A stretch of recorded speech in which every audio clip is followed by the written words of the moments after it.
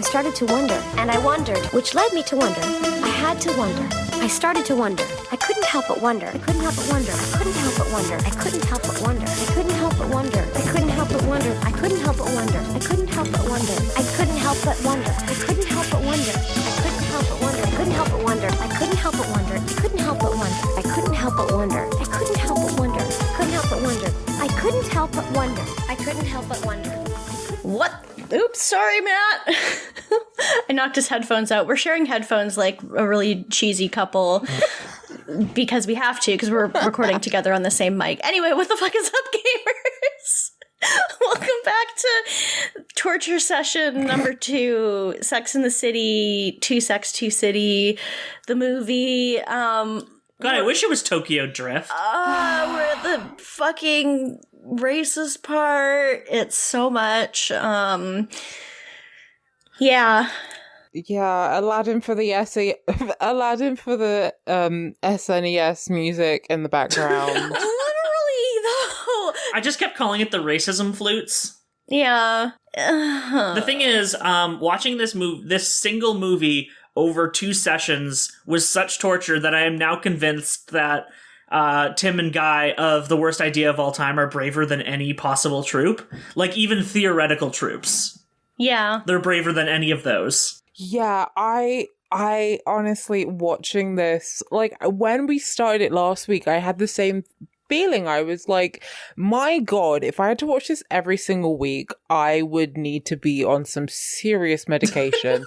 Like, I would need to be seeing a therapist, because it's just like nothing. It's kind of like if you had a diet of just gruel. Like, if you just ate something that would suffice, like, it's nothing here to bite into, to chew on. It's just misery. Mm-hmm. Oh, I mean, the thing about gruel is at least there's a nutrient in there. I don't think there's any nutrients in this. No vitamins whatsoever. Okay, I guess maybe it's like paper pulp. You know, when you put paper in water and it just kind of goes pulpy, like that. Yeah, that's basically the nutritional content of this movie. It's like eating paste. Yeah. There was some beautiful scenery. That's literally all I can really say that's good about it, was that there was some beautiful scenery. That's about it. I did not look it up, but I am still convinced that this movie was funded by the Emirates Tourism Department. I feel like that's the only way this works. Yeah. I probably... It was a lot. I mean, I guess we can just jump into it, because we already got our hands dirty last week and started the movie off. We're just finishing it now. The second half of this has so many scenes where they're, like, trying to be progressive about, like, being non-judgmental about, like, customs in other parts of the world, but then just saying these backhanded, passive-aggressive comments about them to be like, wow, she's going out of her way to lift up her veil to, you know, put a French fry under it. That's a lot of work for a French fry. Just, like, doing all this stuff that's, like, you could just not. Yeah, and they're, like, staring as well. To the point that one of the ladies notices, because, like, one of them has on her hijab, she has, like, some adornments, and they're like, oh my gosh, modern Muslim women are, you know, they're still care about fashion. Like, yeah. And she sort of notices Carrie looking, goes like, I like your necklace. So it's weird. Also, I just had a look on IMDb, and one of the things is the government of Abu Dhabi did not allow filming because they called the film too sexual. So, not funded, not sponsored. That's very funny. Jesus Christ. Very interesting. Huh. I mean, the government and tourism are different. You were saying tourism. I mean, my assumption was that the tourism department was run by the government. Yeah, that does happen in most countries. That's true. Yeah, I guess so.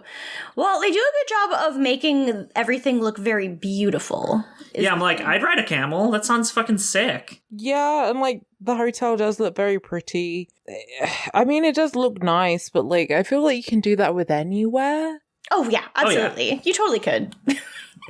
Yeah. So, I don't know. It just seems like they picked Abu Dhabi because they were like, where have we not been? Yeah. This film could have taken place anywhere. But then I guess we wouldn't have the funny Samantha get arrested. Although you can get arrested in any other country as well. You can get arrested in any other country. That's the thing, is most countries have laws that you can break. I guess you could arrest a fucked up guy anywhere. You could.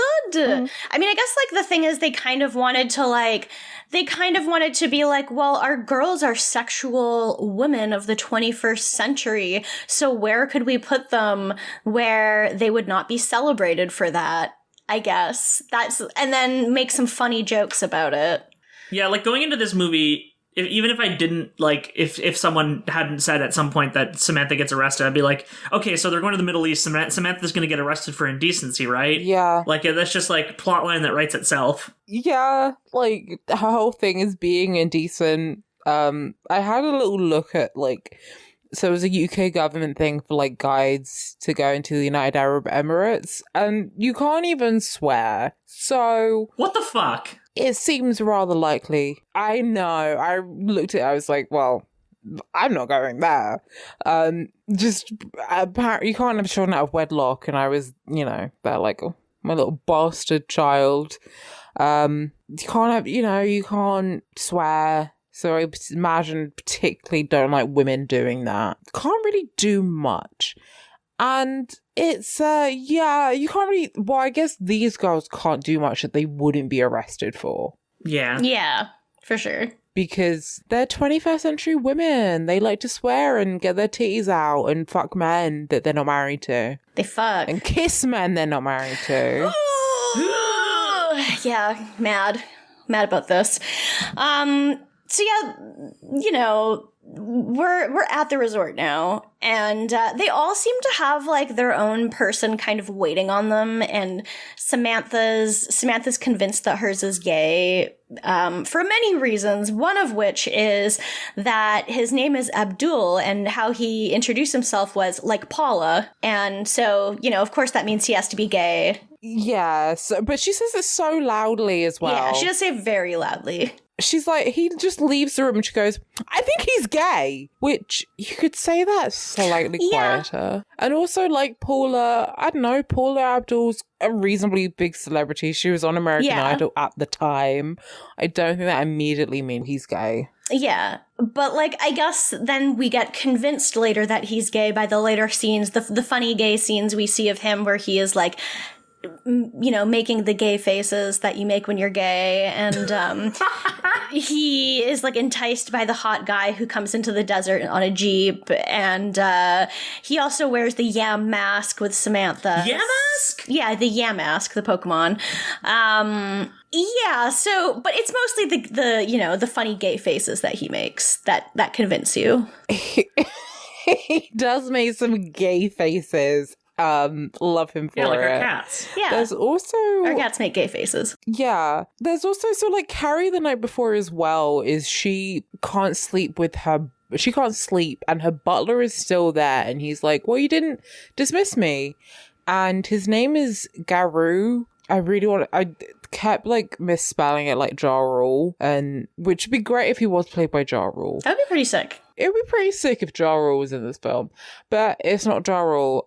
He's from India, and his wife is still there, so he can only see her every 3 months when they have the money. And it's so, this scene, like, upset me, because he's, like, saying, first of all, he's there at 3 a.m. because she hasn't dismissed him, which, like, that's fucked up if someone's expected to work 24 hours.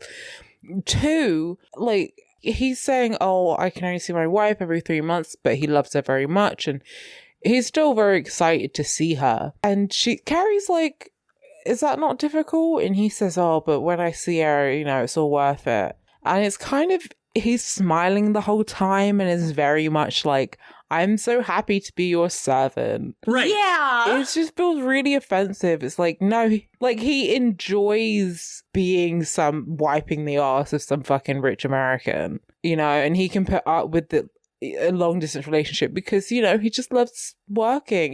There's no, like, I'm not going to talk about class struggle. He loves making pennies, wiping their asses. Yeah. Yeah.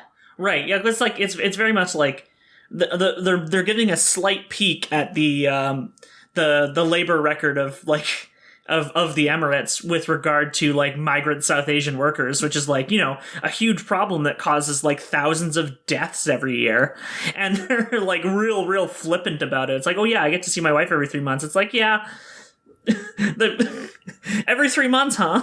He's like, it's my pleasure to still be here at 3 a.m. when you haven't dismissed me. Don't mind at all. Let me warm up that milk for you. Just like, maybe he has just perfected the customer service voice and face of like, you're anything for you. Yeah. And I mean, he's a docile South Asian. Of course he has. I like to imagine that inside his brain, he's just throwing knives at Carrie's face. Just I hope so. I mean, I guess nice that the hotel lets him keep his passport, because that's unusual for South Asian migrant workers in the Emirates. Yeah, there's we're not going to talk about that. We're not going to talk about how fucked up it is that, you know, these are his working like conditions, and the whole time he's just smiling and like everything's fine. I don't know. I don't want to see. It's weird. It's like, let's have the first film was like, okay, let's have a magical black woman come in and be Carrie's helper. And then the second film is like, let's have a really nice docile South Asian man and be Carrie's helper. That's why I'm here. I'm the nice docile South Asian man of this episode. True.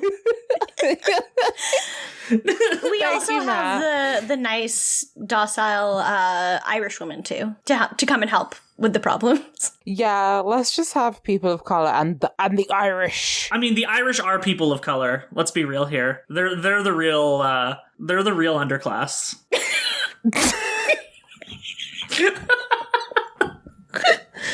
Well, she is a minority. We do find out later.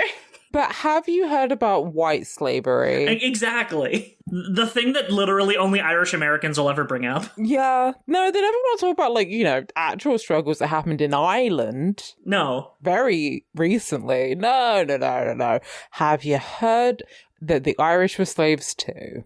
Which I love that pisses off, like, every Irish historian. They're like, no, they weren't. Shut up. Oh my god. Huh.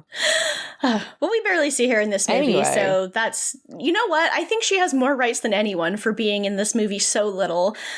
In the second half of it, at least. So, good for her. Yeah, we got plenty of her titties in the first half. Yeah, but this We half... don't get any of her titties in the second half. No, we see her very briefly. In a very... Like, okay, great. Okay, so you've wrapped that plot up in a nice way in 1 second.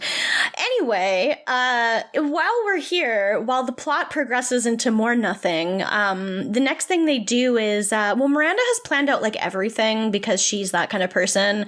And so one of the things she wants to do is go to the souk, which is like a market, and to go shopping. So her and Carrie decide that they're going to go shopping. And Carrie has these like sunglasses on a stick.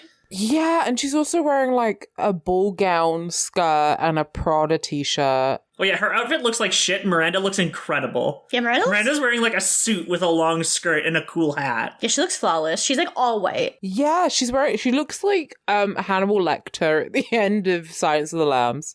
All right, okay. Queen of eating people. Go off. I love her. No, but you know when he's wearing the suit and he, like, sees the psychiatrist and Yeah. he's like, I'm having a friend for dinner. She looks like that, but she looks good. Yes. And Cynthia Nixon is in the TV show Hannibal. It all comes together. Oh my god, I forgot she was. We just watched the entire show like during our hiatus. Oh, yeah. She was there. She was also a lawyer there, too. She could have just been Miranda. Love that for her. What if they were set in the same universe? Miranda in Maryland. Yeah, maybe she moved from New York and they're just the same universe. That would be interesting. I'm going to headcanon. I'm going to write a fan fiction. And then it means that, like, okay, theoretically, Hannibal could have eaten Carrie. Yes. Exactly. Well, I was going to say big, but, like, yes. I don't think Carrie has enough meat for Hannibal to be worth Eat both of them. Eating Carrie. But you know what he says? Eat the rude. So she might still be on the table, literally.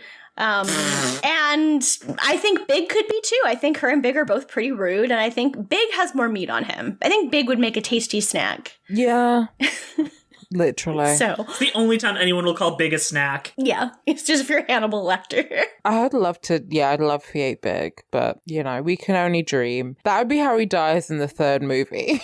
But yeah, they get warned as well beforehand to not buy any black market items. Like there'll be men coming up to you like, hey, buy this watch. And then they'll take you, never go to a second location because there'll be men selling you stuff and they'll take you somewhere else and they'll strong arm you into buying shit, basically. So they don't get deceived. They see men trying to do that and they don't get tricked. Good for them. They don't get bamboozled. No, they're not bamboozled. No. But they buy some stuff. They buy some stuff. Yeah, they get some spices. Even though I cannot imagine Carrie's cooking. But they get some spices and then Carrie goes over to this guy selling shoes. And she buys a pair and she gets some kohl, eyeliner, and then she buys it and it costs $20 and she's like, for shoes? Yeah, Carrie, because they're not designer heels. Yeah. You're in a market. Okay, anyway, but she's like, $20 for shoes? So she gets them, and as she's putting them in her bag, she takes out her passport and the spices and leaves it on the side. Yeah. This whole time I'm just waiting for this to come back up later on in the movie. I'm like, she just leaves it. The part that really got me is that when she was looking for her passport later, there was clearly a zippered pocket that's clearly the passport holder in this bag, and then clearly her passport wasn't in that. It was just in the loose open section of her bag if she was moving it to put shoes in there. Mm-hmm. So I mean, she wasn't even using the safety pocket. What the fuck?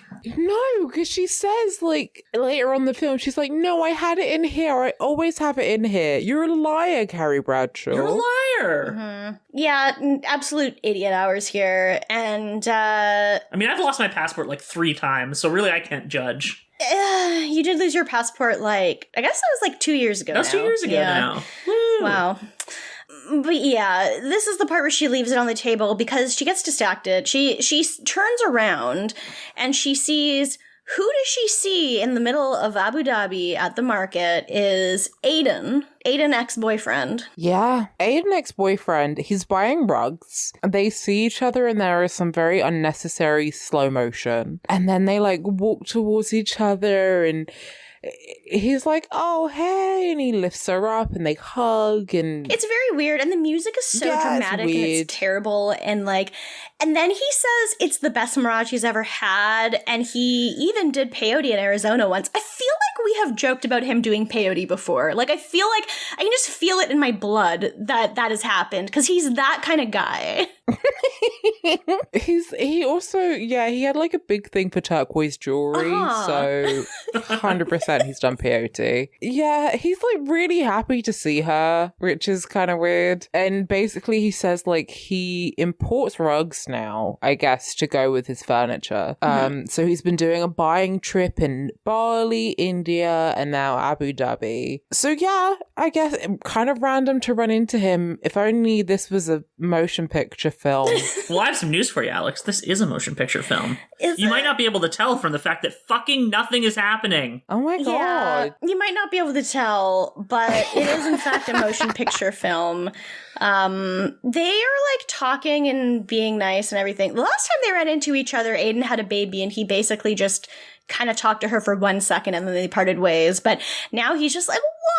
What are the chances that we meet each other in Abu Dhabi at this random market just out of nowhere? That's wild. What the fuck, Carrie? And then they're both just very smiley and happy to see each other. And it's okay, this is whatever. And in my brain, I'm just I sure hope they don't make any stupid drama out of this moment where they could just be nice friends or something like that. How stupid of you to think that. How stupid of me! I'm so mad. I hate this movie. Yeah. So they part ways for now. Yeah. They part ways, but he's like, how about we get dinner at my hotel? They have a really good restaurant there. Suspicious. Seems a little suspicious. Yeah, I'm a little bit, thinking emoji about this one. And Carrie's like, well, I don't know, the girls have some pretty tight scheduled plans right now, so I'm not sure yet. And then he's like, okay, well, take my card. It has my international cell on it. And Carrie's like, ooh, you're so grown up. And I'm like, Carrie, he's literally had a furniture store since you met him. He's been an adult this entire time. He proposed to you and bought your apartment. But no, now he's all grown up because he has an international cell phone. Yeah, it doesn't make any sense. Aidan kind of sucks in this movie, which is unfortunate because I really like Aidan. And It's because he doesn't have a dog with him right now. Carrie has put him through so much bullshit, and then he had to come into this movie and be like, I can also suck sometimes. And I think it's just not fun, but that's just my onion. Yeah. I mean, his only real, purpose in this film is to just cause friction between Carrie and Big. Yeah, which I don't give a shit. I've had enough friction between Carrie and Big to last me an entire lifetime. Like, I don't need more of it. Like, Carrie and Big already had friction, and then he just makes it worse. And it's so unnecessary. But yeah, I guess we come back to it later. But for now, I guess we go back to the girls again, and Carrie's like telling all of them about how she met Aidan and was like, yeah, it's wild. We saw each other in the middle of nowhere. Like, how weird is that? And they're like, that's pretty crazy. And then Samantha's still going off about her hormones, and Miranda kind of tells her she needs to cover up because she has like her leggies out and they're at the pool. And Carrie's like, Samantha, you should get a burkini. And they were doing that like a funny white feminism, but those ladies looked so fucking comfortable on their floaties. Yeah, and like avoiding sunburn, like that's just practical.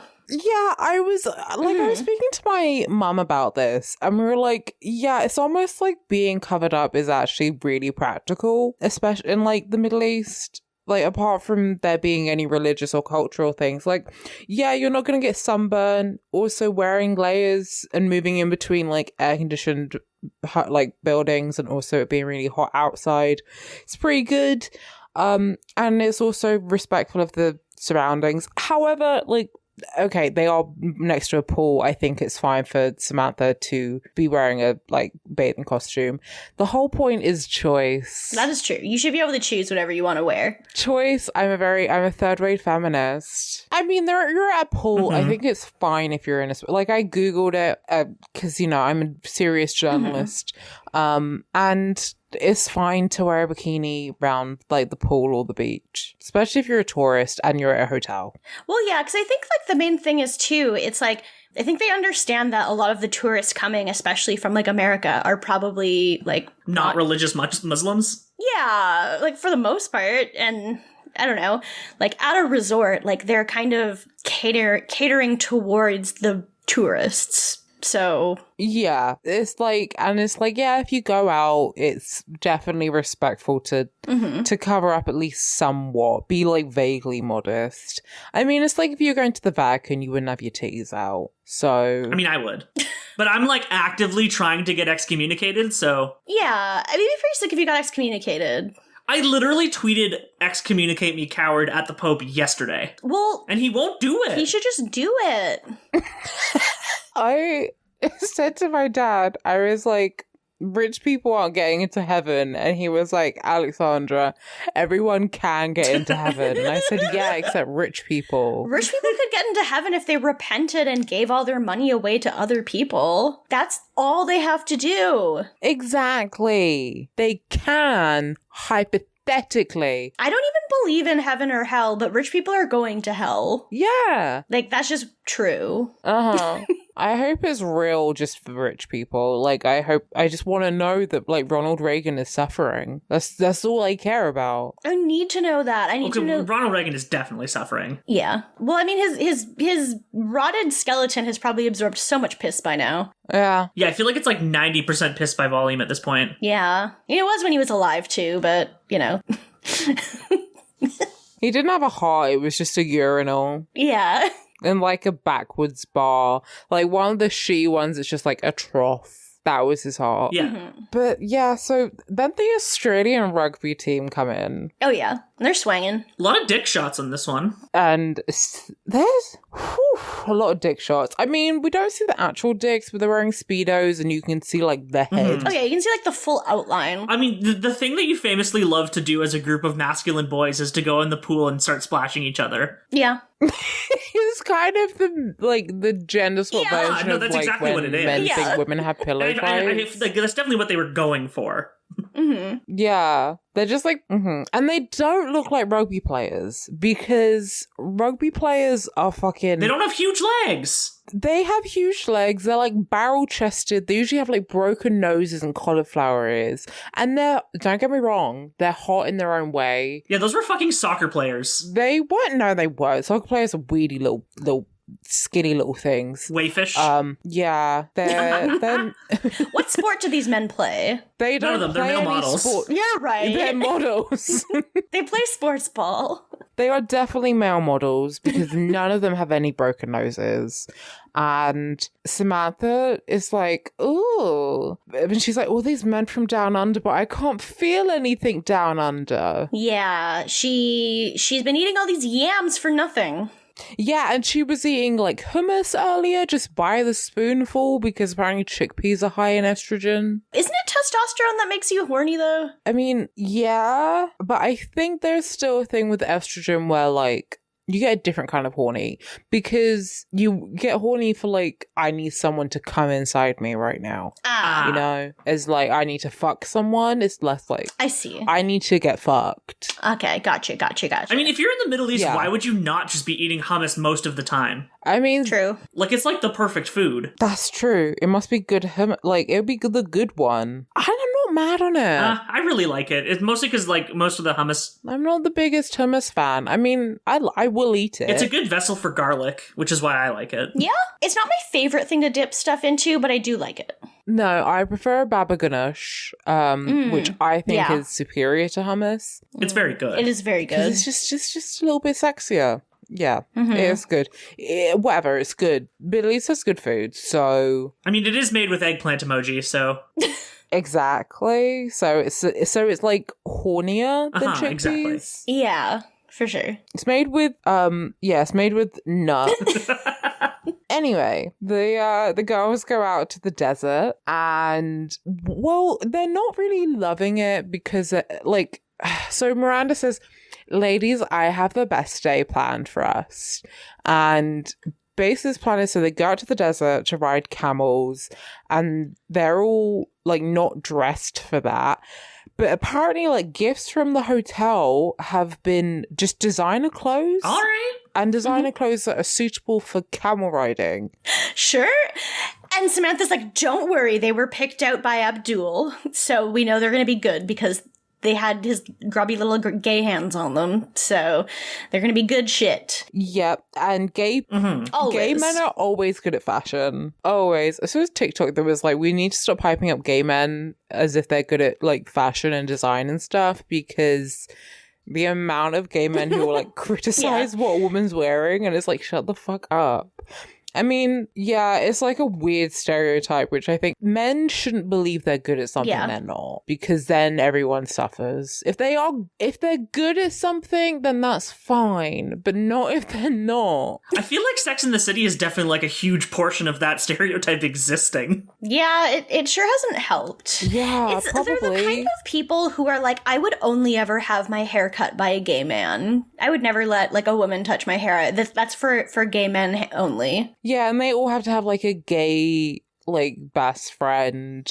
I think this is also the show that is blamed for like that being a thing of like, gotta have a gay best friend. Yeah, it happens a ton. And was like, okay, so Darren Star created the show. I get it. He's a gay man, so like this is his vision, I guess. But it's probably done a lot of damage, so Yeah, I mean, I think there is like a real bond between like an insane, very ridiculously camp straight woman and a gay man, or like anyone of the LGBT community. We do love a straight woman who is like either a Samantha and very much like owns her shit, or is a Carrie and is a human disaster but dresses very nicely. yeah.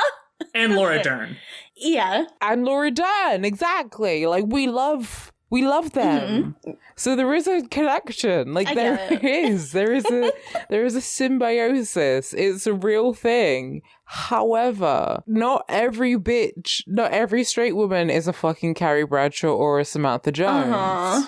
Some of you are not relevant enough to have a gay best friend, especially if your boyfriend is homophobic. I'm just like thinking about, I mean, I know that I'm not straight, but I'm still just like trying to imagine like I guess, yeah, my best friends are gay. They're not gay men, but they're still gay. But I just don't think of it like my gay best friends. Just because. Well, congratulations for treating your friends like people.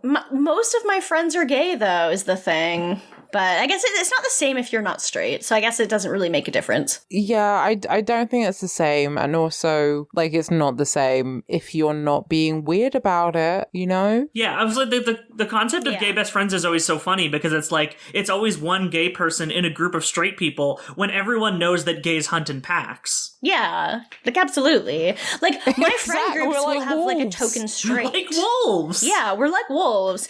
We have, like my friend group, I'm just thinking, like, Matt is, like, one of our token straights. Like, that's just how it is. Exactly. Like, that's what happens, though, is, like, whenever I'm in, like, a new group or something, I'm like, right, where are the gays?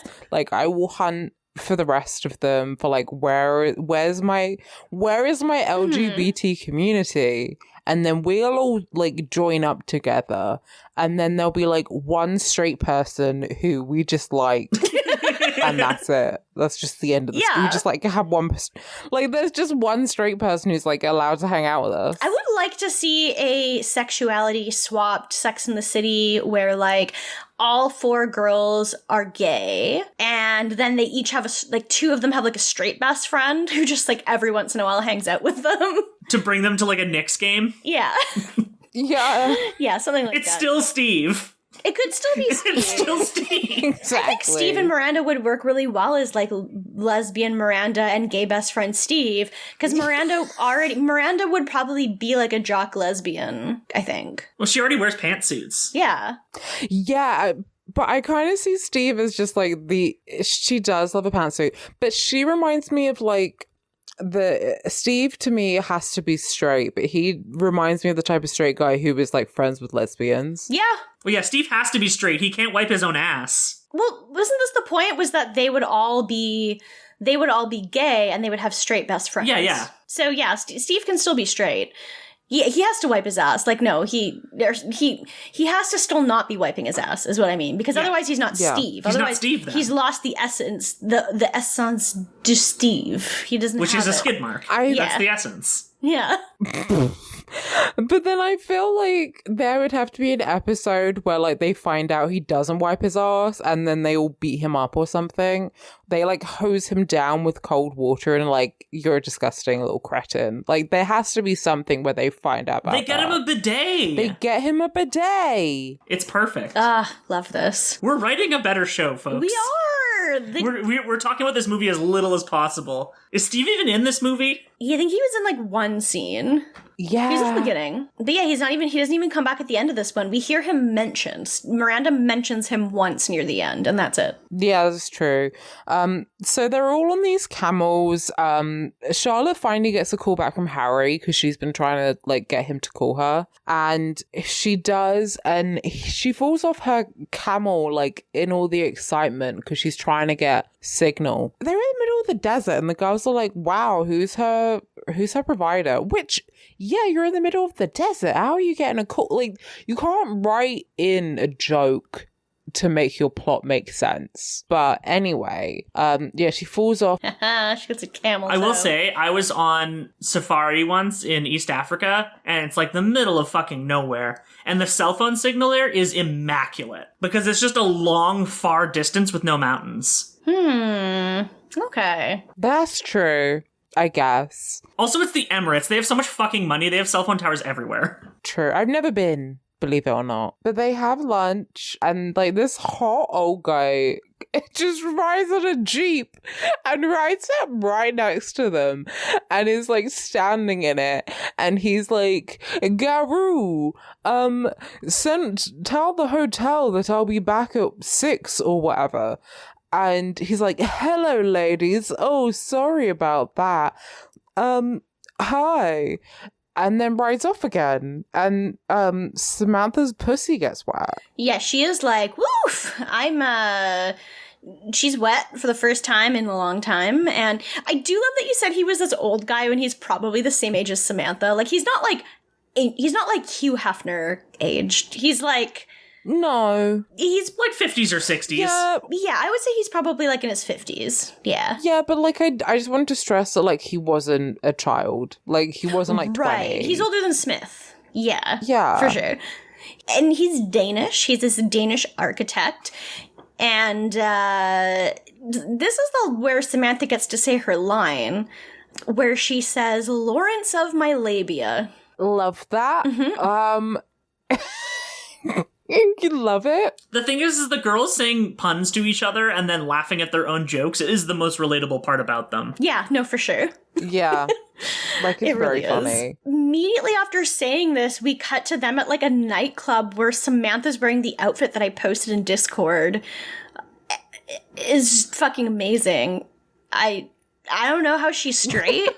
She's got like spiky spikes on her shoulders. Yeah, it's like a drapey dress, but then with hard spikes on the shoulders. It's very like glamorous Mad Max, and it's just a lot. I kind of love it, but also hate it. Mm-hmm. I fully loved it. I was 100% on board. I was like, this outfit fucking rules. I want to wear it. Yeah, it is fucking great. So they're in this like karaoke place, I guess, and there's these belly dancers that are in like a circle above the stage. Yeah, they just have like their own distinct catwalk. Yeah, and it's just for belly dancers to vaguely dance to the songs that people are choosing, which aren't really like, I'm not saying they're like suitable belly dance songs, but do they just have to kind of freestyle? Do they have a choreographed routine? It kind of seems like they're just walking in a circle and like wiggling. It doesn't seem super choreographed. Yeah, no, it's just like kind of vague moving. So it's not really like they're doing the best of their ability. They're just kind of there. And Miranda has signed them up for karaoke, which is what everyone loves. Surprise. Yeah, everyone loves to be signed up for karaoke. Everyone loves to be surprised with karaoke and public singing. Oh yeah. Like, I love doing karaoke, but like, as a surprise, I'd be kind of pissed off. Like, I want to pick this song if I'm doing karaoke. Same. They do I Am Woman. Well, because Miranda goes like, trust me, ladies, you'll know this song. I've never heard this song before in my life. Yeah, I don't know this fucking song. Like, it's like the lyrics seem like they should be vaguely familiar to me, but I do not know the tune at all. So I'm hearing this and I'm like, is this just because they're like Gen X? Literally, it's just because Fight Song hadn't come out yet. Is it the same song? It's basically the same song as Fight Song. I guess so. Yeah, they both suck, so like, checks out. But they sing it because, you know, feminism, and everyone in the club is, you know, going yeehaw, feminism. Rickard, the Danish architect, comes in and like Samantha sees him and she's like, I am woman and my table is over there. And at the end of the song, like, he comes over and he says, you know, hi, and he says his name is... Hi, my name is Cum. Yeah, hi, my name is Dick Spurt. Yeah. Which is his name. And he's not... And, like, Samantha makes a joke and he's like, could you be any more American? Mm-hmm. I'm sorry, your name is Dick Spurt. Shut the fuck up. Mm-hmm. Well, he doesn't introduce himself as that. He introduces himself as Rickard. And then she's immediately like, Richard? And he's like, yeah, that's like the Danish version of Richard. And she's like Dick? So your name is Dick Spurt? Whereas she could have just gone for his name is Rock Hard Spurt. Yeah? That works too. It's right there. But this is the second time they've had her interested in someone named Richard just so that she could make dick jokes. Like, you can't do this again. We already had Richard in the Sex and the City proper. You can't do this again. But they do. It's cheap shit. Yeah, cheap heat, but you know what? I do love a dick joke, so we'll go with it. Yeah, you know, you're right. They could have had more with him, but they really don't. It's kind of just this one where she's like, Dick Spur, and for the rest of it, it's rather tame. So, yeah, she says like, oh, I am open. I'm very open, but tonight is ladies' night. Good for her. We'll have to do something tomorrow. Which, yeah. And the girls say, like, oh, well, that's very nice of you to not leave us, especially in your condition. And she says, no, we made a promise to each other. Men and babies, fuck that. We're soulmates. I love that she just says, fuck your babies. Like, fuck them. It's us. It's us girls. Fuck fuck the, like, deep emotional relationship you probably have with your children. We're soulmates. And it's just comparing these random men that you know, you're meeting for your first time ever to these children that you've lived with for years who are like your own family. Just, yeah, you know, fuck them, you know, those two comparable things is just us. But yeah, that's nice of her. The next morning, like, Garu's opening mail, and I'm like, is that allowed? Can you do that? Yeah, I don't think so. I mean, I don't know their laws in Abu Dhabi for, like, opening other people's mail, but... I mean, it's like American mail, so I feel like it would fall under their laws. Yeah, that's a good point. But also, why are they getting mail? They're there for a fucking week. I know. I mean, like, one of them is The New Yorker, and it has a review of Carrie's latest book, which apparently, I guess, is FedEx to Samantha, but I feel like that could wait until she flies back. Yeah. You think so? The New Yorker can fucking wait. It's The New Yorker. Who cares? Carrie's image in The New Yorker is fucking hilarious, though. It's like this caricature. It's like a cartoon, and it has duct tape over her mouth. Because they're like, shut the fuck up, Carrie. Maybe you shouldn't write any books anymore. Get her ass. Get her ass. Well, because her latest book is like, I do? Do I? And it's about marriage. And they're just like, maybe Carrie, instead of making vows of marriage, should be making vows of silence. Get her ass. It's fucking pretty funny. I gotta say. It's so good. And she's fuming about it. Mm-hmm. And they're all like, all right, it's one review. It doesn't matter. And like, this is written by a man. Like, that's not even who your target audience is about. And Miranda is like, you know what? I just realized actually my boss didn't care about what I had to say. He just didn't like that I had a voice at all. I think men are intimidated by us. Like, you just learned that? Jesus. How stupid do they think women are? We know. This is their moment of musing about how men in the United States can also be sexist, because men can be sexist anywhere. So, like, any of the things they may have said that have seemed kind of, like, racially insensitive about the people living in Abu Dhabi, it's like, well, we also think men in the US are actually very sexist towards us, too, for being women. Equal opportunity offenders. Funny South Park. Yeah. And it's like, you're right. Like, the men are disrespecting you in the United States, where you come from. It's not like, oh, in other parts of the world, feminism doesn't exist. Good thing we live in the United States where it's perfect. But it's also just very, like, it feels like they put it in there so that they could be like, oh, you know, we're not just gonna shit on other cultures' men. We're also gonna shit on our own, too. Yeah, they don't really shit on their own that much, though. Because there's, like, a whole...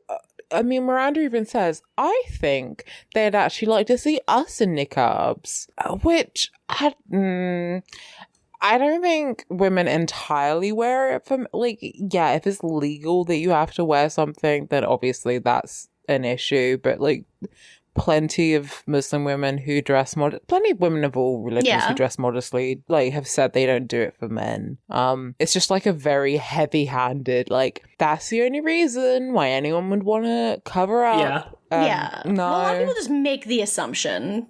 They make the assumption about these other women's lives without actually asking them about it.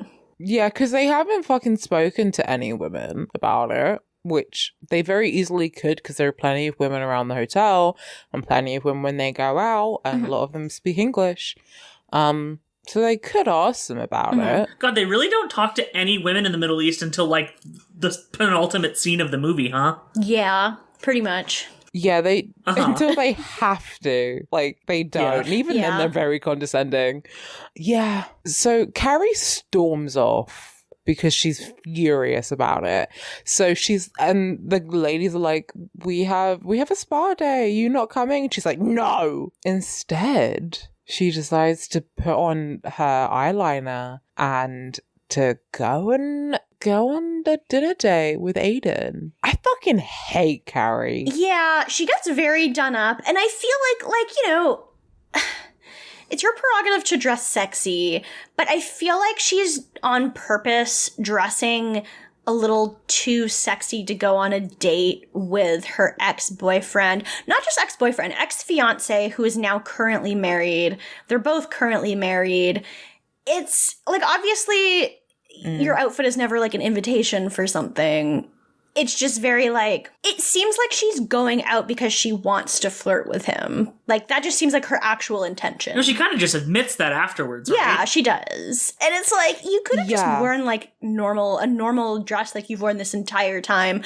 But she's like, I'm gonna wear the boobiest dress that I have to see Aidan.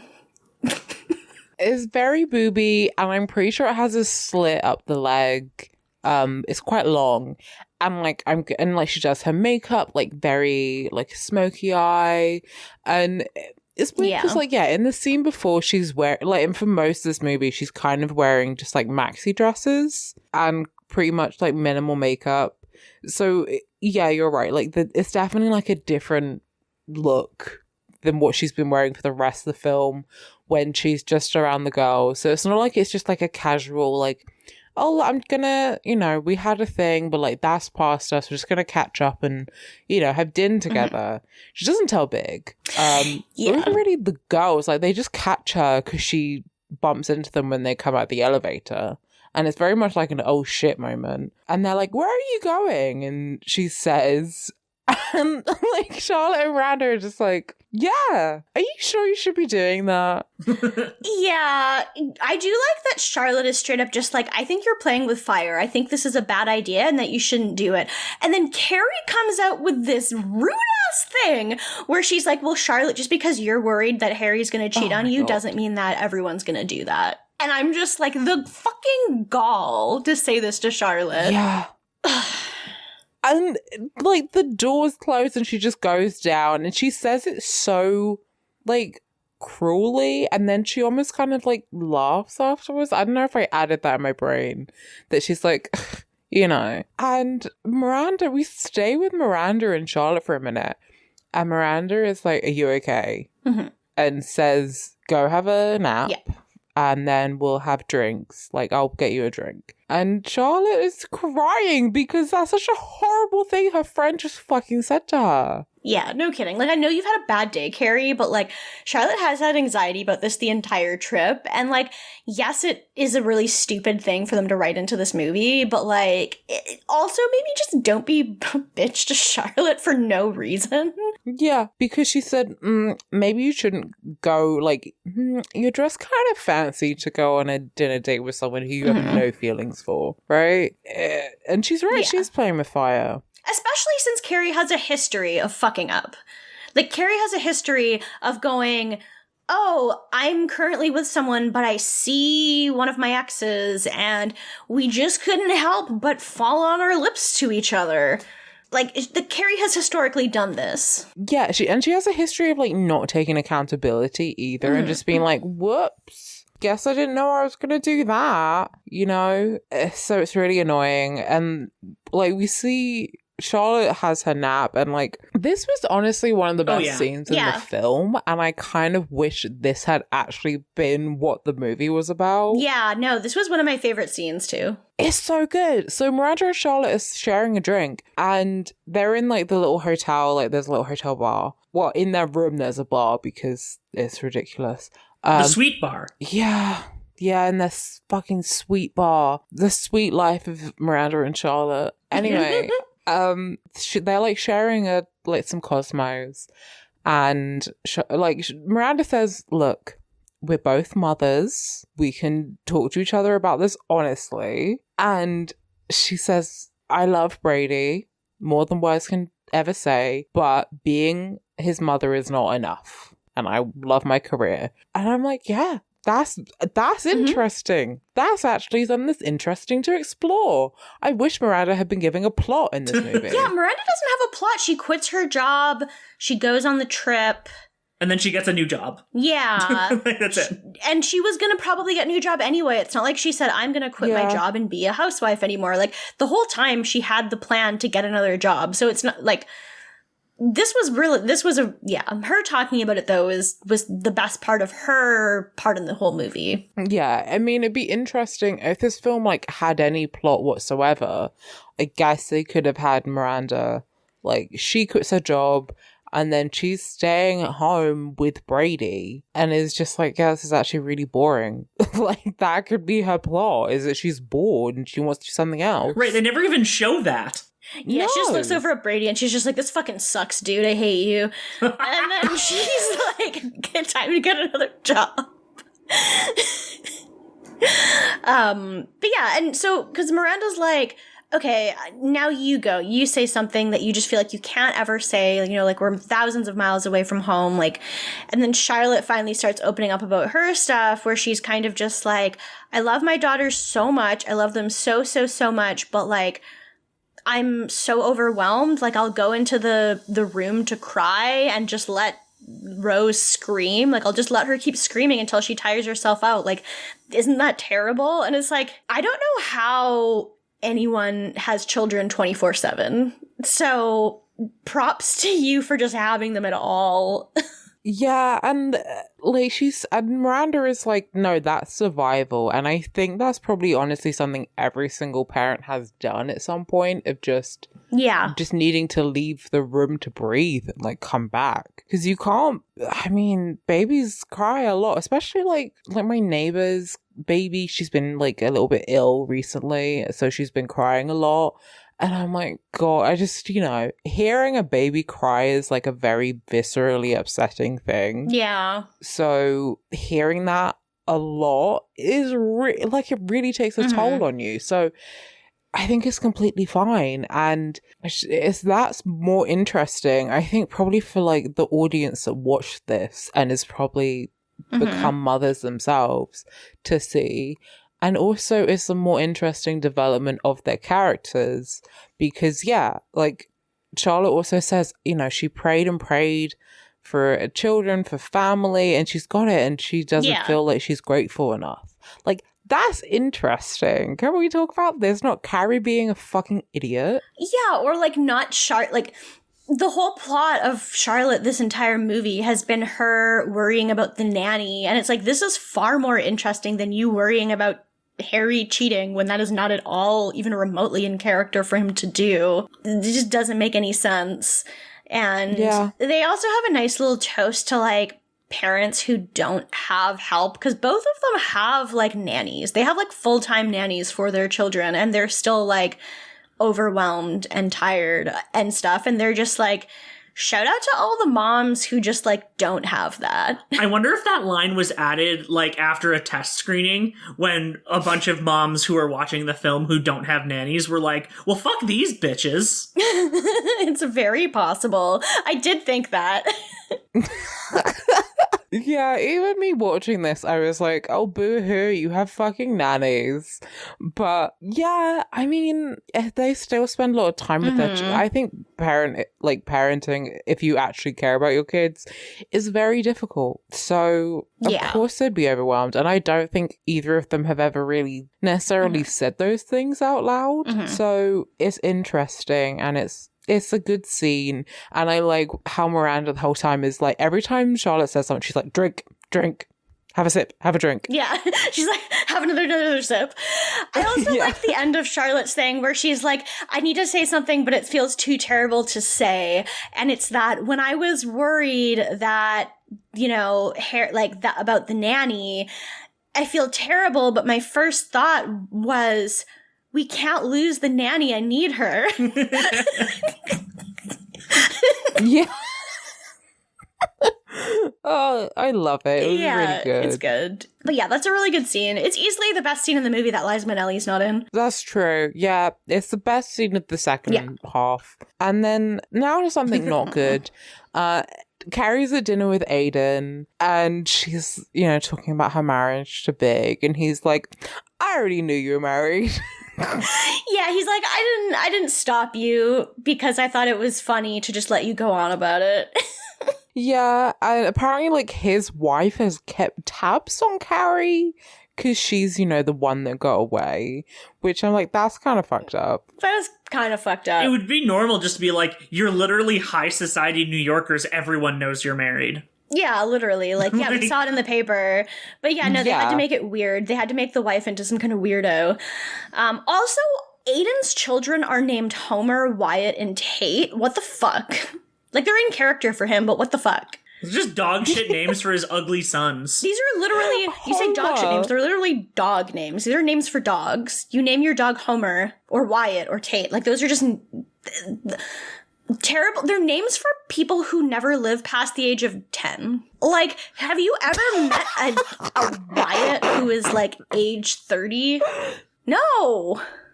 Well, okay, but there's Wyatt, who's the son of the Goldie Hawn and Kurt Russell. Wyatt Russell. Fair. He's like an adult and he's kind of hot because he looks like Kurt Russell. So he's a Wyatt.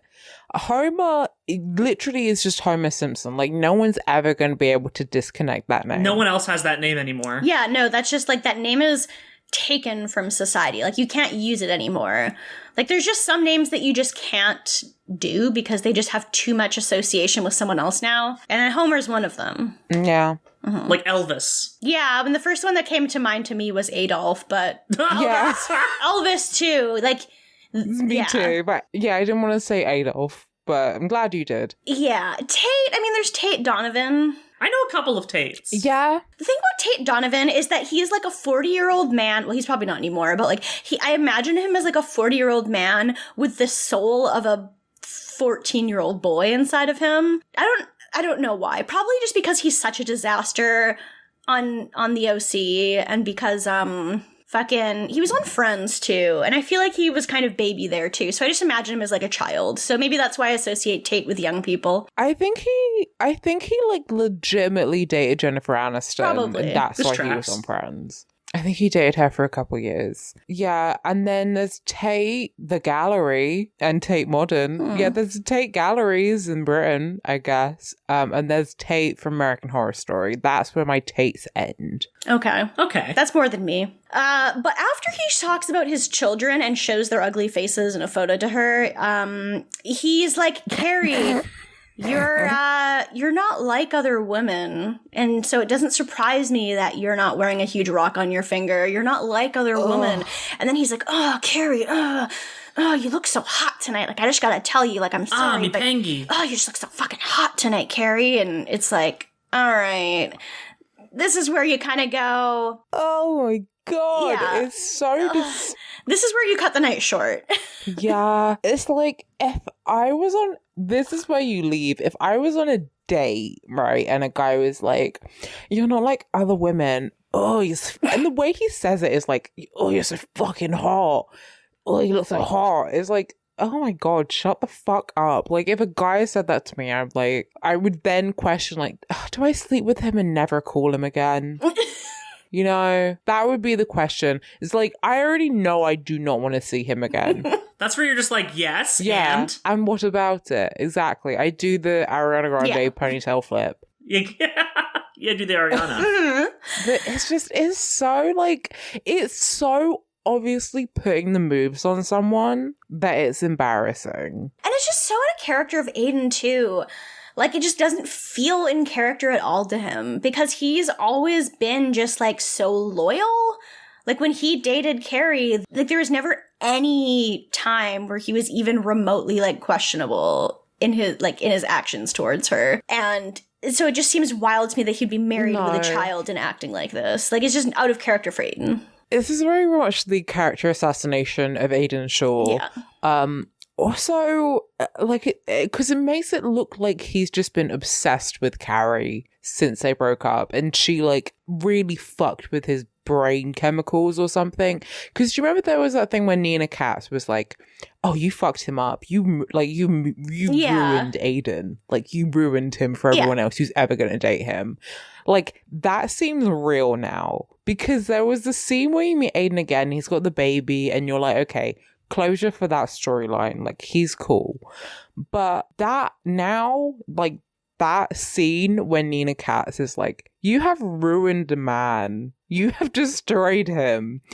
Now makes sense because it seems like Aidan has been just irrecoverably changed and he's never gonna be who he was because Carrie fucked with him so bad. Carrie has fundamentally changed his DNA on a molecular level. Like she has destroyed him. Yeah. And that's not even the worst part. I mean, to go on these like business trips for the rugs, I mean just rugs as well, like he has to be gone for at least a couple months, right? Like he's going to like 3 different places, so that's at least a month or 2 away from his like wife and young kids. Like that doesn't really seem like something Aidan would do. Yeah. I feel like it's also the kind of trip you only really need to do once, but... Yeah, at that point you just make a contact. Yeah. And also, is he friends with Steve? Oh, he was friends with Steve because they own the bar. Yeah, so like would he not know that Carrie was married that way? I guess maybe he's not friends with Steve anymore. Maybe he heard that Steve cheated on Miranda and he was like, I'm out of this business venture. He's just like, fuck dude, I got cheated on. Fuck you. And he left.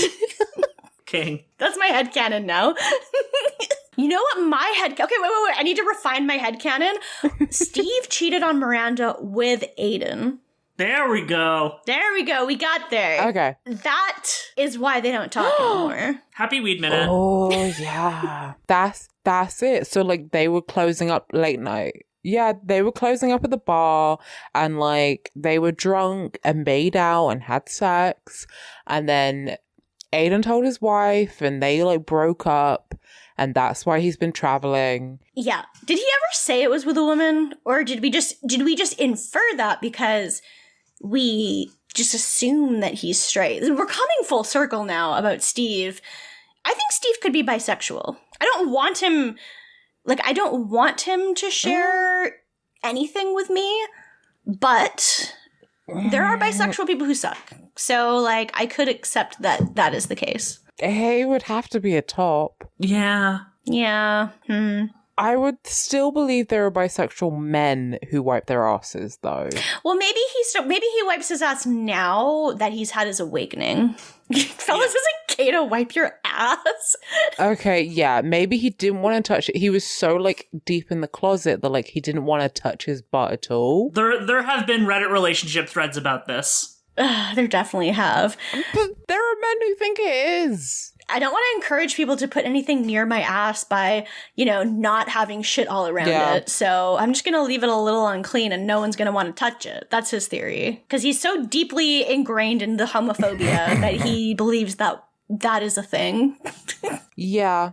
That's what I can imagine. Okay, that works. I was going to say my theory is that Aidan has kind of been like for whatever reason it didn't really work out with his wife, or like they're on a break or whatever. But he's been following Carrie, right? Like on the down low. No. Because he wants to get revenge against Big. Ooh. I do like the idea of doing it as revenge against Big and not because he's still into Carrie. Yeah, that's what I think. Because, like, he doesn't try and... Presumably, like, he doesn't try and call her or, like, phone her or anything, like, after the kiss. It just feels like... And, like, the whole thing... he knew that, like, if he bumped into her on, like... in like, another country, that, like, Carrie would have to... And, like...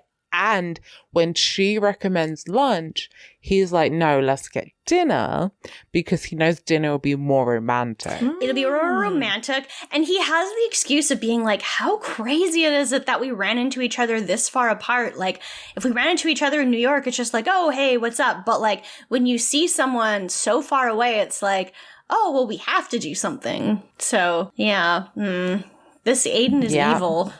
It's evil Aidan. Yeah. It's a lot. Yeah. This is. Dark Aidan. He's just like, I just, you know the Kermit the Frog meme? I just thought of that. Like, I just thought Aidan with like a massive hood. The one of him, okay, there's too many Kermit memes. So the first one that came to mind was the one of him holding his asshole open. Same. Like, which one do you mean? Look, Goatsy Kermit is a classic. That was him and Steve. Yeah. Steve in the first movie. Oh, God. So they kiss. Yeah, they kiss, which we didn't actually. Well, you mentioned it, but Anyway. yeah. They kiss when they're saying goodbye. Yeah, they go out. Yeah, they're saying goodbye. Like, he's walking out to a cab, and he's like, "Oh, there's 7 arches in this building, one for each of the countries in the United Arab Emirates."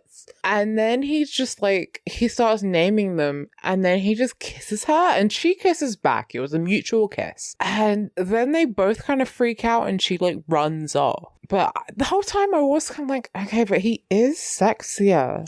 Can we also talk about how he literally was just like, I am trying to memorize a new one every time I come up here, so I'm up to 4 now, and then he names 3. And they're like short city-state names, like Dubai. You have to take a whole trip just to memorize the word Dubai? Himbo. Yeah. It's 7 things. That's not a lot. How can you not remember 7 things? No, but he's only up to 4 now, and he couldn't even name the 4th one that he was remembering. Well, because he was just so mesmerized by Carrie's kohl eyeliner. That's fair, because they do, that is when he goes in for the snooch, and it is mutual, they both kiss each other, It's not like just he kisses her, and yeah, so then Carrie runs off. She's like, she doesn't know where she's going, but she runs off.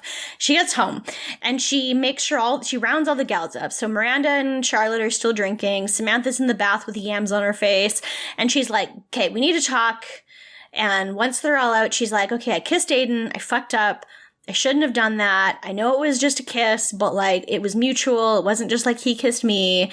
And the girls were kind of just like, I think you should maybe just not tell Big about it because it was just a kiss.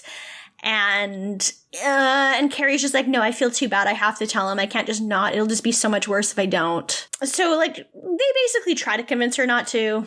Yeah, I mean, Samantha's like asleep on it. I mean, I agree. I think the bad thing about, not the bad thing, but like the worst part about cheating is the lying. Yeah. Like that's the thing that I think is like the lying, it's a breaking of trust, essentially.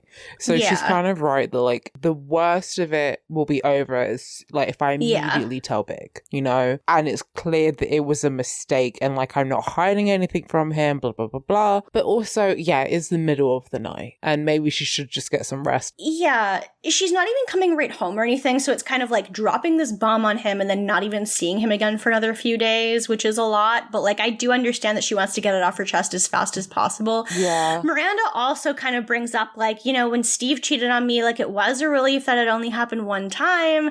But part of me is like, maybe I would just be better off if he didn't tell me because then I would just never know. And like that, I mean, it still sucks, but like I wouldn't have had that whole thing where I was so upset for so long. And Samantha's like, okay, but Steve fucked someone else. That's a bit different from kissing someone else. Yeah. Carrie does bring up the fact though that like, okay, it was just a kiss, but it's a kiss with someone I was literally engaged to. Like it's someone with a history. Kisses can just mean a lot. It's not just, I don't know. They are treating it like there's a huge difference in the type of cheating depending on if you're just kissing or if you're actually having sex. And it's like, kind of, but like kissing is almost more intimate. So like, especially if you have a history with the person. So I don't know. Yeah. Yeah, it's then like if you just slept with someone like once and it was just like a quickie. I mean, I don't know. I feel like each person's gonna have a different threshold, I suppose. For sure. And just the best way to deal with it would be to talk about him. But also, I don't feel sorry for this bitch. I don't feel sorry for Big in the slightest. He cheated on two of his wives. Yeah, literally the reason he got divorced 2 times. Like... Yeah, and he cheated he was the other man when Carrie was with Aidan. Yeah. So I don't feel sorry for him at all. No. Fuck him. And him and Carrie, like, fucked. Like, they fucked a lot of times when she was with Aidan. Yeah. Yeah, and he was married too. And it's like, I'm mostly just mad at Carrie for doing it at all, but I feel nothing towards Big at all. Absolutely nothing. In fact, I'm laughing. I am laughing. So fuck him. Yeah. I am laughing. And then, so Sam is going out and she's dressed like a slutty Princess Leia. Mm-hmm. Like, it's such a look. She has this white, like, drapey dress and a white cape, and she, like, takes off the hood when she sits down. And I was like, help me, Obi-Wan, whoever the fuck you are, Yeah. you are my only hoe. To the Danish man. Yeah, they're smoking shisha, and she's, like, giving this thing a blowjob. Mm-hmm. Yeah, she fully is. And this like couple is looking over at them, being like super offended, and they're trying to like stage it like as if they're just offended because they're super conservative and not because they're normal human beings going out for dinner who don't want to see someone like deep throating a pipe while they're eating. Yeah. I mean, it's not like, it seems like it's a shisha bar / like just a normal restaurant. Yeah. Because they are like eating. Because I mean, I will be completely honest. I have, probably been rather suggestive in public, but not where people are eating. No. Yeah. In like bars and stuff where, we're all drunk idiots, so it's fine. But yeah, they're not they're not very happy, and they're kind of looking like the woman is looking in horror, and Ricard is like, oh, we shouldn't be doing this, but like he apparently is like, I get so much more aroused when I'm here because everything's like illegal or frowned upon. It's forbidden. It's forbidden. Yeah, like, oh yeah, when you're here, you can't deep throat a pipe in public, but, when you're in, like, France or the USA... It's encouraged. It's encouraged to, grab someone's dick at dinner. It's normal in those countries. I mean, France, maybe. There are a bunch of degenerates over there. Yeah.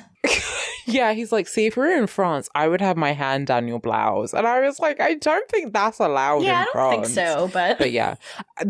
That being said, I'm pretty sure I have had a man's hand down my top in public, but like, it was a covert operation, And I had just been smoking weed. So like, I can't be blamed for my actions. No, absolutely not. You've never done anything wrong in your life. Ever. No. But I was like, yeah, I don't... He was like, I'd be playing with your nipples. And I'm like, in public? So so then she's like, grabs his leg right by his dick, which is hard. And I could tell even before, like, he stands up and he has a comedy boner, which I've never seen a dick do in my life. Just like completely at a 90-degree angle when someone's standing up like that. Through trousers as well. But you can tell it's hard, like, when there's like a close-up of his thigh. She grabs it and she's like, are you a big boy? And then they walk off and he pulls down the like string that's holding up her dress. They're still like So it just in the falls restaurant. down. I mean, it's like an outdoor Like, thing. in theory, he's been here before and knows this is a bad idea. Yeah. They don't realize that the couple who'd been watching them had like called over the waiter to be like, go after them. They're being horny. Arrested for horny. Horny police, bunk. Yeah. Yeah, I think it's like the security guy or something. He did look like a cop. And I might have been a cop. Arrested for horny. Which, like, how if they're in the same hotel, could she not? I know they're not allowed to share like hotel rooms, but I feel like he probably could have snuck her in, or maybe they could have like just met on the beach somewhere and privately not been so bait about the whole thing, Yeah, there could have been something. But yeah, before we find out about her crimes, Carrie calls Big and tells him about her crimes. And she explains it just like in this long ass way. And Big is just listening the whole time. And then he's just like, I'm at work, Carrie. I have to go. And just like, hangs up on her. Most relatable Big's been in the entire series. Yeah. So Absolute king shit right there. yeah, that's some good shit. And then we find out that Samantha was arrested for Havo sex on the beach, but she didn't even have sex on the beach. She just was kissing. And she has like comedy smeared lipstick as well. Yeah. Yeah, and she's like, we weren't having sex, we were just kissing. And then Carrie's like, see, kissing is a thing. It's illegal. Kissing is illegal. It's illegal. Arrested for horny crimes. And Charlotte and Carrie like leave the room, and Miranda stays because she's Samantha's like legal counsel. And basically the guy who like the hotel guy is like, look, this isn't illegal. Well, it is illegal, but like it's fine. It's just we need to take a record of it, and then you'll be free to go. So I need your passport. And she's like, I'm not going to give you my passport. And Miranda's like she just nods. Yeah. It's like, give him the passport. And Samantha goes through like her purse, and all these condoms fall out. Which is very funny. And that's fine for now. Until the next day when Samantha gets a call basically saying, okay, we need a number for the suite. We need a credit card number for the suite now. And Samantha's like, that doesn't make any sense. It's getting paid for by the person. The shake. Yeah. And they're like, okay, yeah, that was up until now. But from now on, it will be $22,000 per night. $22,000 per night. Because you did horny crimes. Yeah, because horny. So basically, she no longer has her meeting for PR. She is no longer getting this suite for free, which, holy fuck, $22,000 per night. That's absolutely bonkers. Makes sense for that suite, mind you. Oh, no, for sure. It's gorgeous. But then they have an hour till checkout. So Samantha is like, get your shit ready to go, and we're getting the fuck out of here in an hour. So yeah, they need to get all their shit out like immediately. And they're scrambling for stuff. And Charlotte's like, oh, Samantha, I'm not going to be able to pack. And she says, do you have $20,000 then? Pack. Can't moan, just pack. And they go, so they're like leaving, and Samantha is wearing this horrible like yellow short shorts and like a low cut red like vest and just like a white like jacket over the top. And she's like, I don't care anymore, because Miranda says you need to cover up. She's like, I don't give a shit. I've already been arrested. I'm going to America. Yeah. I mean, if they were just going right to the airport, I feel like it would be fine, but they do end up having to not just go to the airport, because like as soon as they leave, Carrie realizes she doesn't have her passport. Finally. And so, Chekhov's passport, when you introduce your passport an hour and 20 minutes into the movie, it goes off 2 hours into the movie. Uh-huh. Yeah.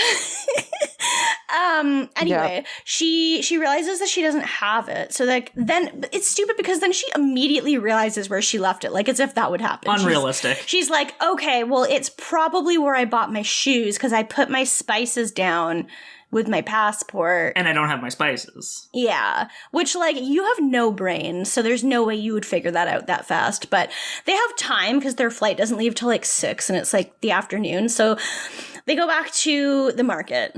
And all 4 girls go. It's not just Carrie. And they get to the shoe place, and Carrie, the guy still is there with the passport. He's very nice. He's a very friendly man. He's a nice man. He's a nice man. And Carrie buys all the girls' shoes, and it's very nice of her. That steal $20 shoes, shoes that aren't $400. Yeah, she's like, oh, shoes for all my friends, because this guy won't take money for like keeping her passport for her. So she's like, ladies, treat yourselves, which is okay. Yeah. Yeah, then they're going through, and well, because Charlotte didn't get any like gifts for Harry and the kids yet.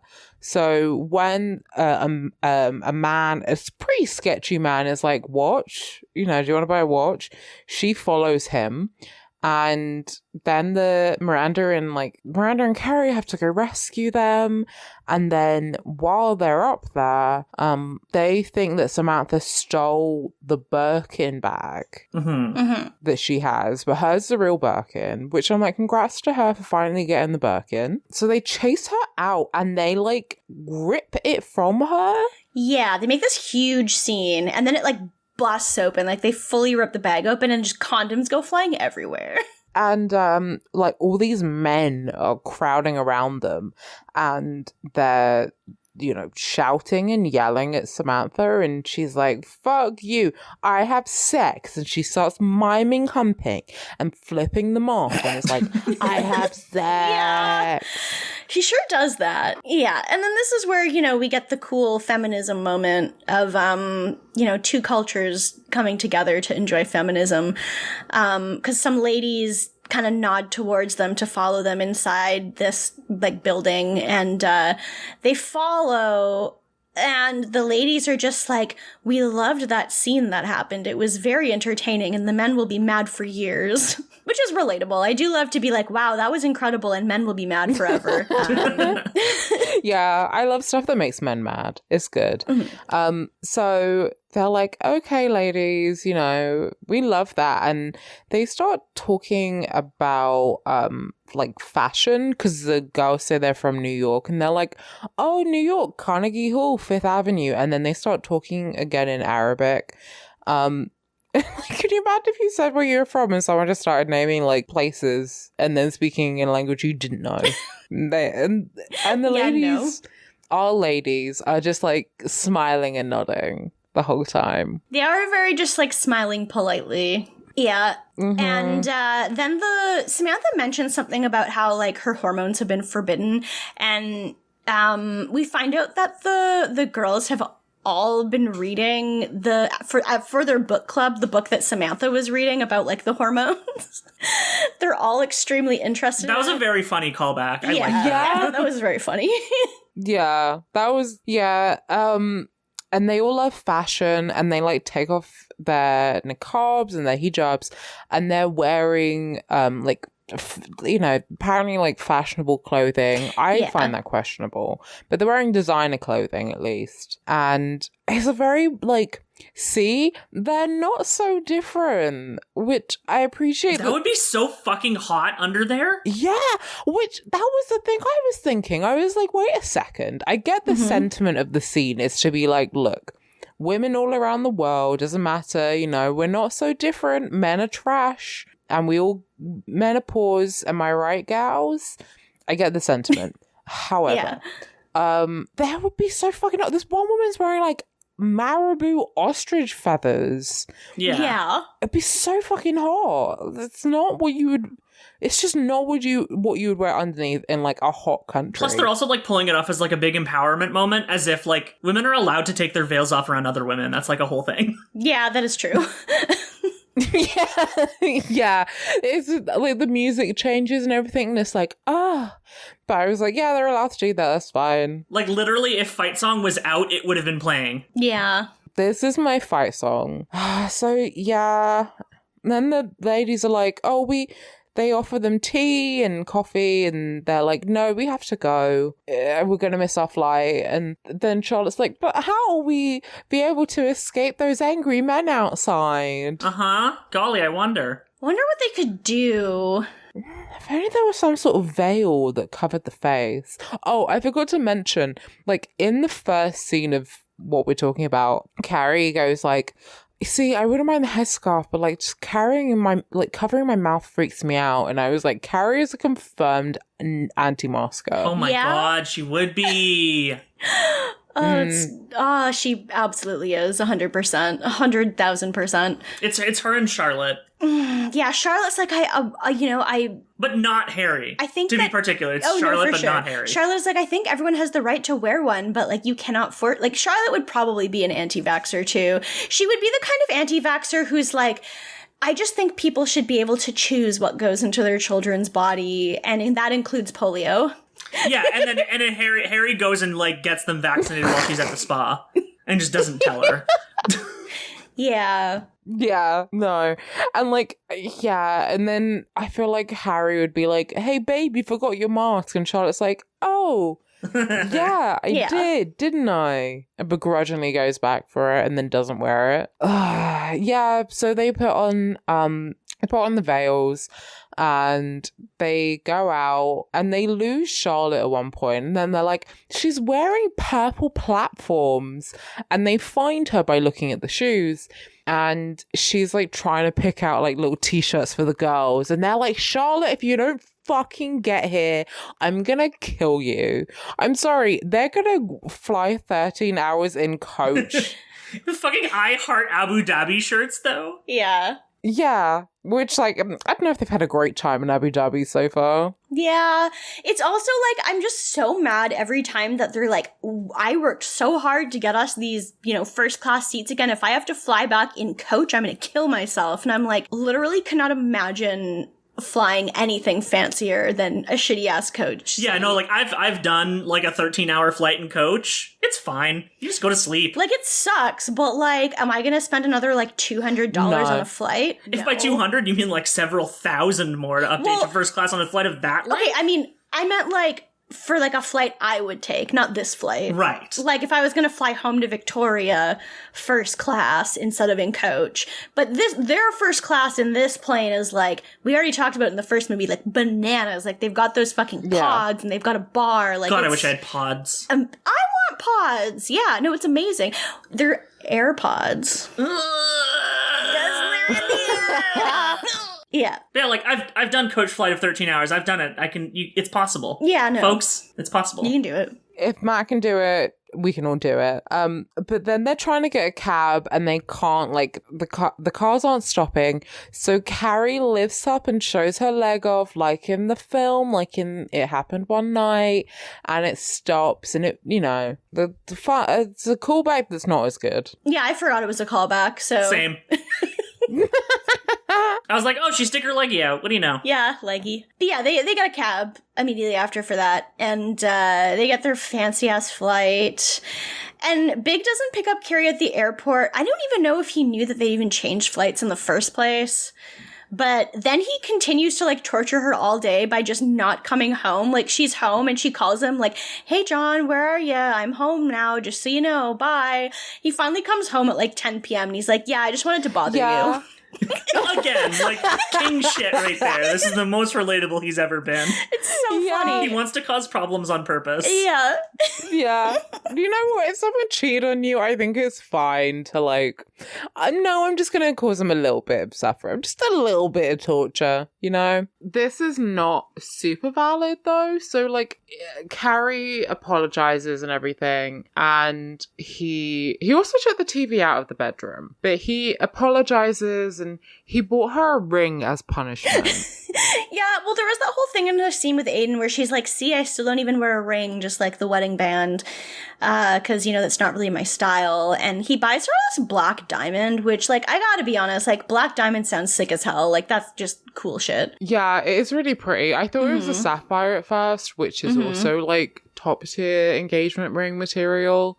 But black diamond, hell yeah, I would love a black. I actually, let it be on record that I would love a black diamond. If anyone, wants to propose to me. For sure. You deserve it. Thank you. I do think diamonds are stupid. No, diamonds are the worst gem. But, like, I've had friends who are jewelers and they all just fucking hate diamonds because they're stupid.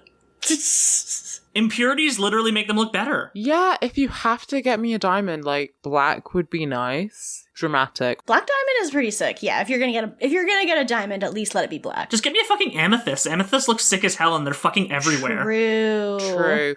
And it's like a cool crystal. Like, I would like a crystal. Like, I mean, one, because I'm a bohemian bitch, but also, it's pretty. I have an amethyst. I'm pretty sure the ring I wear is an amethyst. Amethysts are just, like, really common in Northern Ontario. Like, you could just get them. And they're cheap. They are really cheap. I've got, like, a couple, like, big raw ones, which are only, like, a couple of quid. Also, they're fucking purple, so obviously I want one. Yeah, I feel like there needs to be more purple, like, gemstones and stuff. Like, they need to make, like, a sapphire that's, like, purple. Maybe they do. I don't know. I don't know shit about gems. We'll look it up after the episode. Yeah. There probably is.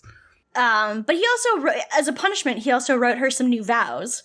So one of them is, I vow to never kiss another man when I'm married, which bold coming from you, babe. Yeah, bold coming from you. I feel like that was kind of already implied with the, monogamous marriage, but, whatever. And then the other one is, I vow to stop worrying that we'll become a boring old married couple because that will never be us. Yeah. And she's like, never. And he's like, yeah, never, I promise. I love that that's the part that she needs to, like, reiterate instead of being like, I promise I will never kiss my ex-boyfriend when we're married ever again. She's like, are you sure? Are you sure we're never going to be boring? Like, yeah. Yeah, because he's gonna fucking die. Yeah, Yeah. Literally, if they ever come back to this show, that's true. he's dead. I hope so. Because that's just interesting. And then she probably would get back with Aidan, and it would just be fucking shit. It'd be garbage. But then we got kind of our wrap up of all the stories. So we find out that Miranda got a new job where she's finally appreciated. So she's at She some gets new to be firm. fun at work. She's fun at work now. She's fun Miranda. Yeah, I noticed that, like, the people there seem to be, like, more diverse. Like, half of them are women, and, like, you know, I think there might have been the people of color there. There was a man who was wearing a bow tie, so I'm going to assume he's gay. Yeah. So I think probably just not working for, like, gross old white men is a good idea. If you can. That's probably a good idea. So good for Miranda. Samantha gets to finally fuck that dude on Right the on a beach. Jeep. On the beach. Yeah, they they're in the Hamptons, you know, so in the United States, in the US of A, where fucking in public. And nobody cares. And It's you not a can- crime. You can get sand in your crack and it's legal. And fireworks go off at the same time. Ugh. Yeah, we get to see his butt. Yeah, we get a nice shot of his ass, so that's fun. Then we get to the wrap up of Charlotte's plot, which is just so conveniently done to, like, it's not like Charlotte ever has this realization that Harry is, like, a good guy who would never cheat on her. The problem is solved because it turns out the nanny is a lesbian. I mean, good for her. Good for her. Most valid character. Yeah, it's not like, oh, I trust my husband, which would be better. Yeah. Yeah. It's not a problem because she prefers the company of Other big titty nannies. Yeah, exactly. Big like titty- most valid character. Ooh, I mean, big- who among us? Yeah. Hey, big titty nannies would be a good title for, like, a porn that I would like Yeah. to see. For sure. Like, good for her for just deciding to not wear a bra and be gay. Like, mood. That's a Yeah. hero in my book. And we get one last scene of Big and Carrie sitting on the couch together and they kiss and they're watching black and white movie and This sucked. it sucked. The movie sucks. It's disgusting. Yep. That's it. So, okay, so we need to do rankings for movie 2. Of course. Mm-hmm. Okay, so rankings for movie 2. Do you want to go first, Max? You're a I guest? can go first. Okay. Miranda's the top. She does nothing wrong in this movie. Yeah, no, she does nothing wrong. And her outfits are incredible. Yeah. She has that cool hat and the Hannibal Lecter suit. She has that great scene with Yeah. Charlotte. Yeah. Yeah. I'd say Charlotte is probably number 2 because, like, she's, like, you know, her typical neurotic self the whole movie. And she doesn't really get a positive resolution, but she doesn't do anything as bad as the other two. Yeah. Yeah. Samantha's number 3. She didn't really do anything wrong per se. But she is just wildly irresponsible considering she is there on a work trip. This can't be good for the PR of her agency, Not at all. No. given that she was, like, you know, kicked out of the Emirates functionally and had to leave that quickly. Yeah. But she does have her valid moment of not leaving for Dick. True. Yeah. You know what? That alone puts her above Charlotte, so I'm actually gonna put Samantha at number 2. Okay. Mm-hmm. Obviously Carrie is dead bottom because she kissed another man. Yeah. Yeah. And I feel like Carrie also got the most, you know, like the one-liners that are like, you know, like mildly racist. Oh yeah. Carrie got the most of those. So, yeah. And I feel like Carrie also made the most of the comments that were like, wow, having to lift up a veil every time you want to eat a french fry. Like, We're so progressive. They wish that they were like us, modern women. yeah, Carrie was the most of that. Yeah, so Carrie's definitely last for me too. My order was the same as your original order. Like, I'm going to Yeah. put Charlotte second, even though Samantha had that amazing outfit.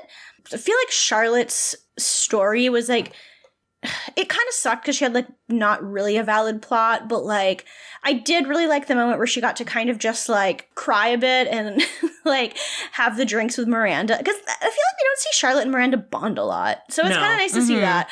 And I did like that she is kind of like finally admitting that, you know, maybe she's not always enjoying being a parent. That was kind of nice. And yeah, I feel like she was less racist than she was when she went to Mexico.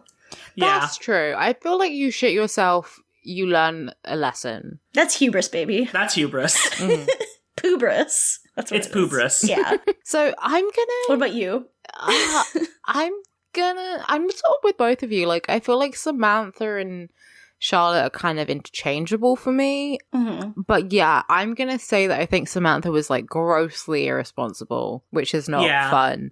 I kind of appreciate her being like, I have sex and shouting at all those men, but also that could have got her arrested again. Mm-hmm. Yeah. So that wouldn't have been good. So yeah, I'm gonna go with Stephanie's order, I guess. But like, Okay. no one did anything, so no one really deserves the number one spot. Number one spot is for Liza Minnelli. Oh, well, yeah. What are we thinking? Liza Minnelli, number one. For sure. Liza Minnelli and Big Titty Nanny. Hell yeah. Yeah, there we go. Because Big Titty Nanny does a lot for Charlotte and Harry. Like, she really helps out a lot. So good for her. Mm-hmm. Yeah. I'm sorry, Magda, that you're not, hot and Irish, I guess. She doesn't get, like, racist Polish, I don't know where she's from, music every time she comes on screen. But Yeah, that's what we need in real life. Every Damn. time there's someone with like an accent, I need sort of stereotypical music to like play, you know? Yeah. So is God. that it? That's it, huh? that's it. So, okay, so we are done with this episode. We don't have any questions. However, what we want to do is like a wrap-up episode to finish off the series. Finishing it on the second movie would be a pretty bitter note. I feel we have a ton of trivia. So I have a ton of trivia left. That would be, I think, fun to do. And I think we want to give listeners a chance to send in some final questions. So we'll do like a question call in Discord at some point this week. So you can have a chance to send some stuff in, and we'll just do an episode that's like trivia questions. Probably won't be the same length as a normal episode, but like a nice wrap up that doesn't leave a bad taste in your mouth like this movie does. It's not Where we super can think terrible. about we can think about the series as a whole as something like that we enjoyed watching together. Yeah. I literally like mentioned that I was watching this movie to a friend who's like a big fan of Sex and the City, unaware of the podcast, although I did change that. And she's like, I love the way she phrased it. She was like, we don't talk about that movie. No, As in like the fandom. No, I don't think this film is canon. Like I've said before, I don't think the movies are canon. I especially don't think this one is. I agree. Yeah, I think the show really ends in season 6, and this is just all, this is all just fan fiction. This is Carrie's coma fantasies. This is fan fiction, but it's bad fan fiction. Like, it's not like, because I don't want to sound like I'm dunking on fan fiction, because I think that, like, that's a pretty decent creative endeavor, and there's a lot of good fan fiction. Sometimes fan fiction is better. We all know this. Yeah, exactly. But, like, this is just, like, bad. It's not great. So, It's bad, and it also really doesn't like add anything positive other than the single conversation between Miranda and Charlotte. yeah, that Yeah. was, like, the one thing. And Liza really. Minnelli. And, yeah. And yeah, Liza Minnelli. of course. But yeah, that's pretty much it. And we got to see some camels. That was pretty cool. But, so we're going to have that coming out. But before then, I'm going to plug our Patreon real quick because we have that. So, if you want to donate to us on Patreon, we are continuing to do more content after Sex in the City. So, which we alluded to last week. Should we announce what that is? Because you said last week that we were going to say what that is. That's a good question. I kind of was hoping people would put in the chat, like, if they had any ideas. Although I guess Do that for the questions episode, because then you can actually solicit people asking for ideas. we could ask for people to submit what they think What it they is. think it is. Okay, we'll do that then. Okay. Tease I them love a to bit be longer. zipper mouthed. I love to be a fucking tease. Yeah, I do love to be a tease. But yeah, like I said, we are continuing. And like we said last week, we are going to have the same acronym. We're still CGMD. We're still Girls Making Do. Yes. But we will announce that next week. But for now, to our lovely patrons, if you want to donate to us on Patreon, go to patreon.com/citygirlsmakedo. If you give us $1 a month, you get access to like a special Discord role. You get access to any bonus content we release. So the Mummy Mailbag and the Keanu podcast.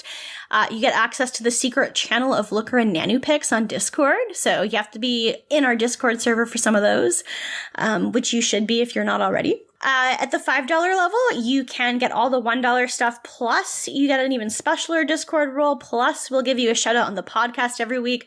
And I can read your Steve Voice submissions in Steve Voice. Yes. If you want. Maybe send some of those in for the last episode. That'd be really fun to do some more of those. And then at the $10 level, you get all of that. Plus, you can listen to us record live if you want. So do that if you are super duper amazing with disposable income. Anyway, so a shout out to all our $5 and up donors. We have Alex Schaup, we have Summer Geist, Jennifer Snyder, Matt Ribeiro, That's Jeff me. Sayalachi, that is you, and we have Siberian Pine Hardwood. So thank you everyone for donating, and yeah, I guess we can plug our shit again. Yeah, I didn't say thank you. I feel like I don't say thank you because I kind of daze off. Yeah, Matt. I'm Matt. You can find me on Twitter at MattGCN. You could find my funny little podcast network at noisespace.xyz, hosting such podcasts as this one. Yeah, we are. I haven't done any other podcast stuff in between since we last recorded, so nothing else really to plug. You can look at my Twitter. I tweeted the word carp yesterday with a link to the Wikipedia article for carp. Was that yesterday? That feels like it was a week ago. It was yesterday. Fuck. I know, that feels like it was so long ago. I don't want to be here anymore. Carp. Okay. Well, all right. You can follow me on Twitter at Age of Oddish. You can follow me on Tumblr at Windfall Island. Haven't done anything else exciting lately. You can check out my bio page on noisespace.xyz if you want to see the podcasts I've guested on Noisespace. And that's pretty much it. Yeah, you can follow me on Twitter at Alex Lavergo. On Tumblr at Dork Phoenix. I'm not really using Tumblr all that much. I'm mainly on Instagram, which is Alex King Chuck. Woo. And yeah, same with Steph. You can click on my page on Noisespace and see where I've been. Been in other places. See before. where you've been. See where I've been, where I've pissed and marked my territory. I see. Yeah, as one does. All right. Well, thanks for listening again, gamers. Thank you for making it through this, not only this terrible movie, but this entire show with us. Yeah. So this is going to be a big so long and good night. Not finally, because we are doing another episode and we are doing another show, but a so long and good night for the week. Yes, a so long and good night. I think for Sex and the City, at least plot-wise, we'll be talking about it still, but like, adios to the gals. And thank you for listening. It's been a long time. 99 episodes. Well, it will be 99. 98 this week. 90, it'll be 99. So yeah. Oh, Jesus. Thank you. Yeah, thanks for listening. And fuck cops. Mohair every day. Mohair. Not enough people are saying this. Mohair every day. Kiss Keanu. Square on the lips. Square on the lips. Mwah. Mwah. Okay, bye. Bye.